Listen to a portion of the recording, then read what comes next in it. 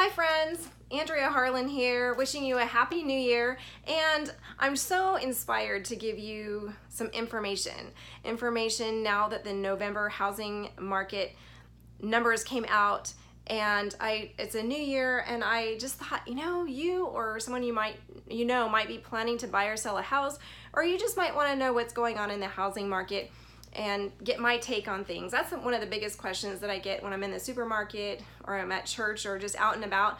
How's the housing market doing? So I thought I'd just send you this quick little email, Facebook update with what I see. And before we're done, I'll make sure to get you some tips and tricks on things that will help you or someone that you care about.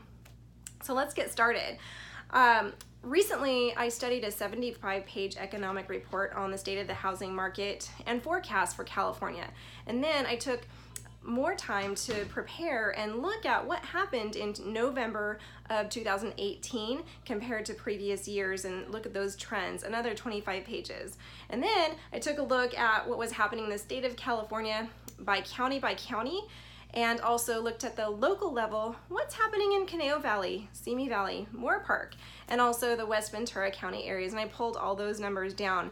And so I'm gonna break it down for you because I have a gift. I have a gift, two gifts actually. One is explaining complex things in a simple way where a regular person can completely understand. That really comes handy when looking at contracts and loans and giving advice on strategies of how to get one house sold and another one purchased and not have to move twice, right? There's just so many details in real estate, and that's what I'm good at.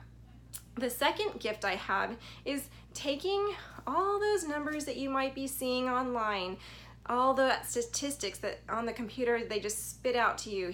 Here's all these numbers, here's some numbers. But you might be wondering, what does it really mean to me? I only care about my house. How does that relate? And so I'm really good at that. Regurgitating, not just the numbers, but taking that, digesting it, and then sharing with you what it really means to you if you're planning to buy a home or sell a home or have a friend that's doing the same thing. So here's the latest. Statewide, there's been an increased supply and a decreased demand, and that's putting downward pressure on home prices. And you might be wondering, well, how do we know that? Well, what we looked at is active listings. So for the past 8 months, there have been an increase in homes for sale consecutive 8 months. That's no longer a blip on the radar, that is a trend. And what we noticed in looking at the November numbers is that the number of homes sold decreased in every price segment, every single price segment. Now, homes that were priced between $300,000 and $750,000 had the least amount of decrease. It was across the board. And the other interesting thing is that 42% of the homes for sale in November that sold had price reductions, and the median price reduction was 4.4%. So let's just take a house, $650,000. If it had a 4.4 price reduction, then it would be down to $621 before it received an offer. So that's a typical example based on the median home price for Ventura County. Now get this, Southern California in November of 2017, so a year ago, there were 22,000 homes for sale. Fast forward to 2018, November of 2018 in Southern California, there were 33,000 homes for sale. That's an increase of 11,000 homes in 1 year.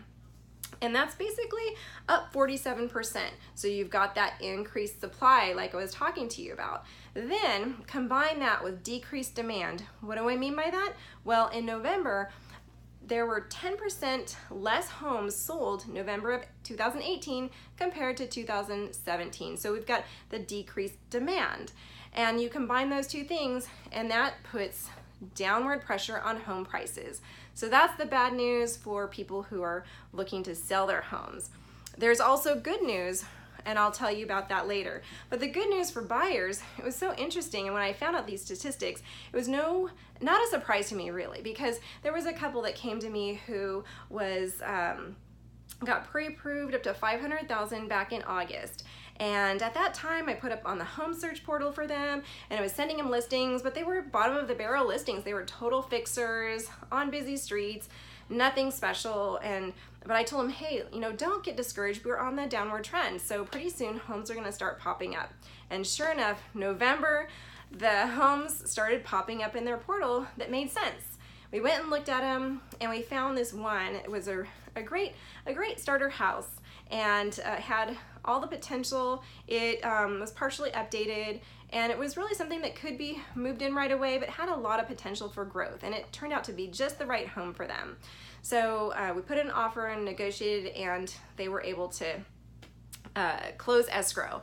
But let me tell you the specifics about that one. I think you might be interested in the backstory. So the backstory is that back in October, the people selling this home put it on the market, I think beginning of October, for $515,000, and it was crickets. No offers, no nothing, just sat there. And the sellers had already bought another home, so they were motivated. So they kept doing price reduction after price reduction, and they got it down to $499, and that's when my client saw it.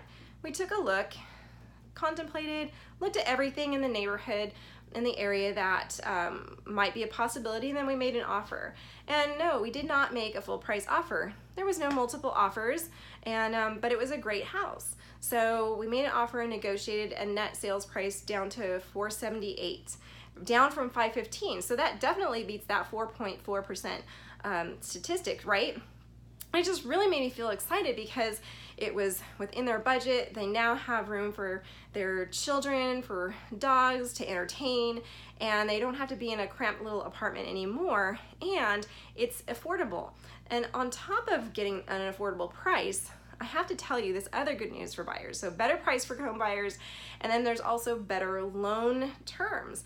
As of January 1st, the conforming loan limits increased for both Ventura County and Los Angeles County. And so what that means is that it's easier for buyers to qualify for loans because the maximum limit of a conforming loan is higher, and they are not in that jumbo category, so they're able to qualify for a nicer home at a lower interest rate. So amazing. So I think combined with those two things, better pricing and better home loan terms, we're going to see more action happening, more buyers who are thinking about making offers, actually making offers starting now through spring and summer. I think that's what we're going to see. So you'll have to pay attention and see if I'm right.